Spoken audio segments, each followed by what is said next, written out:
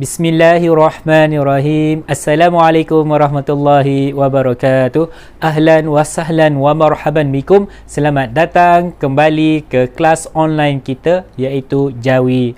Apa khabar semua? Saya sentiasa doakan kalian semua dalam keadaan sihat walafiat. Kita akan teruskan pengajian online kita di mana kita masih lagi berada di bawah tajuk tanda baca.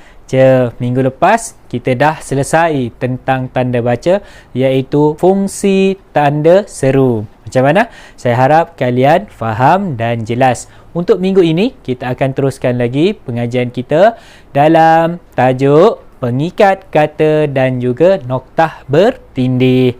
Apa itu fungsi-fungsinya? Dalam video ini saya akan kupaskan dengan lebih detail. Jom kita apakah dia fungsi-fungsi pengikat kata ini?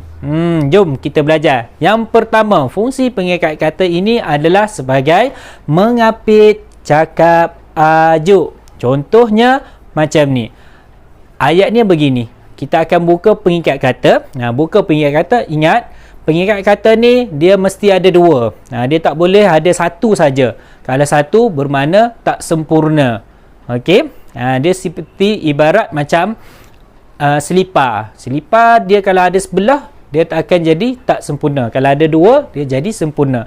Begitu juga dengan simbol kata, simbol pengikat kata ini. Okey, contoh begini. Untuk fungsi mengapit cakap ajuk. Adik suka main telefon. Hari-hari adik main telefon, kata Ali. Itu dia fungsi pengikat kata yang pertama. Seterusnya, fungsi pengikat kata yang kedua. Apa dia? Iaitu mengapit istilah yang ada erti khusus. Contohnya, nama banglo yang saya diami ialah Villa Ibuku. Villa Ibuku kita letak pengikat kata. Fungsinya ialah kerana di situ adanya istilah khusus. Fungsi yang ketiga untuk pengikat kata ialah mengapit judul rancangan, karangan, puisi dan juga buku ataupun bab buku. Contohnya seperti ini. Ayatnya begini. Rancangan Selamat Pagi Malaysia ditayangkan pada jam 8 pagi. Tengok. Selamat Pagi Malaysia. Kenapa kita bubuh pengikat kata? Kerana di situ adanya judul rancangan. Itulah fungsi pengikat kata. Seterusnya contoh yang lain. Judul buku. Contoh, saya membaca buku Bahayanya Coronavirus di perpustakaan. Jadi, coronavirus tu nama buku. Jadi, kita letak pengikat kata. Okey, jelas? Tentang puisi pula. Contoh saya bawa ayat dia, contoh tentang puisi ialah, contohnya ayat begini. Puisi itu bertajuk Pergilah Corona. Nampak? Kita tajuk dia Pergilah Corona tu kita letak pengikat kata. Kerana di situ adalah nama puisi. Okey? Itulah 3 fungsi utama pengikat kata. Okey? Jelas? Baik, seterusnya kita pergi kepada tanda baca noktah bertindih. Iaitu, apakah dia fungsi-fungsinya? Baik, jom. Iaitu fungsi noktah bertindih ni, dia ada lebih kurang 4. Fungsi untuk noktah bertindih ni, dia ada 4 fungsi utama. Yang pertama, yang pertama iaitu untuk menulis dialog. Menulis dialog. Contoh ayatnya begini. Aisyah, noktah bertindih, apa khabar? Dia tanya. Lepas tu, bawah dia tu, Auf. Auf ni nama orang. Dia pula jawab. Auf, noktah bertindih, alhamdulillah khabar baik. Biasa kan? Saya yakin dan percaya awak semua mesti pernah melihat tulisan yang jenis dialog. Jadi itulah fungsi pertama untuk noktah bertindih, iaitu untuk menulis dialog. Okey. Seterusnya fungsi yang kedua noktah bertindih ni ialah untuk memperkenalkan atau untuk menambah keterangan. Macam mana? Contohnya begini. Rukun Islam ada 5 perkara. Noktah bertindih. Perhati molek. Lepas perkataan 5 perkara, kita letak noktah bertindih. Kerana apa? Untuk memberi keterangan tentang apa itu rukun Islam. Contohnya ayat begini.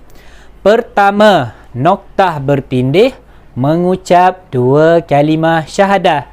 Kedua, noktah bertindih solat fardu 5 kali sehari semalam. Ketiga, noktah bertindih puasa di bulan Ramadan. Keempat, noktah bertindih mengeluarkan zakat. Kelima, noktah bertindih menunaikan haji bagi yang mampu. Itulah dia fungsi untuk noktah bertindih, iaitu untuk memperkenalkan ataupun menambah keterangan. Seterusnya kita pergi fungsi yang ketiga, iaitu untuk memisahkan nombor surah ataupun nama surah daripada nombor ayat dalam Al-Quran. Contohnya begini. Contoh, boleh tengok di skrin. Surah Al-Fatihah, noktah bertindih 7 ayat. Maksudnya mengandungi ada 7 ayat untuk surah Al-Fatihah. Seterusnya nombor 4. Yang terakhir, bagi fungsi untuk tanda baca noktah bertindih adalah menunjukkan nisbah. Biasa tengok nisbah, contohnya begini. Tengok sini, 20 nisbah 5. Maksudnya apa? Kita bubuh noktah bertindih, iaitu untuk menunjukkan nisbah.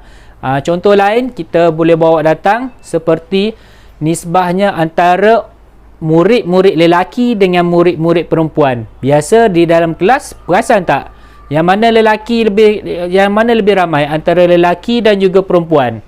Sudah tentu perempuan lebih ramai. Jadi kita boleh buat macam ni. Murid perempuan nisbah dia, murid perempuan nisbah 5 nisbah 2. Contoh 5 nisbah 2. Maksudnya apa? 5 tu merujuk kepada murid perempuan, 2 tu merujuk kepada murid lelaki. Jadi di situ kita guna noktah bertindih untuk menunjukkan nisbah.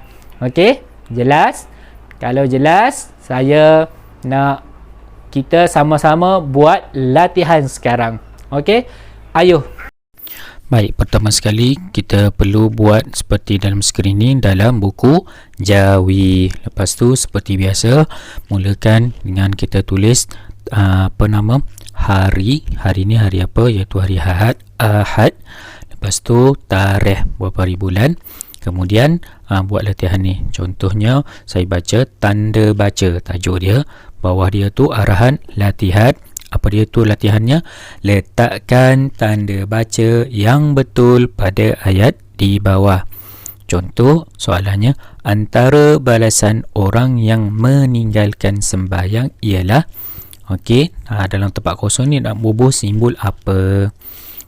Okey, pertama, simbol nak bubuh simbol apa dalam kotak kosong ni? Hidupnya tidak berkat. Kedua, dalam kotak kosong, doanya tidak makbul. Ketiga, kotak kosong, amalannya tidak diterima oleh Allah. Okey, jadi keempat-empat kotak ni hanya ada satu simbol saja yang kita belajar tadi. Ingat tak tadi kita belajar ada berapa simbol? Iaitu 2 saja, pengikat kata dan juga noktah bertindih. So, untuk jawapan ni yang manakah satu? Jawapannya, okey, selamat menjawab. Okey, macam mana latihan? Agak-agak jelas tak explanation saya ataupun penjelasan saya?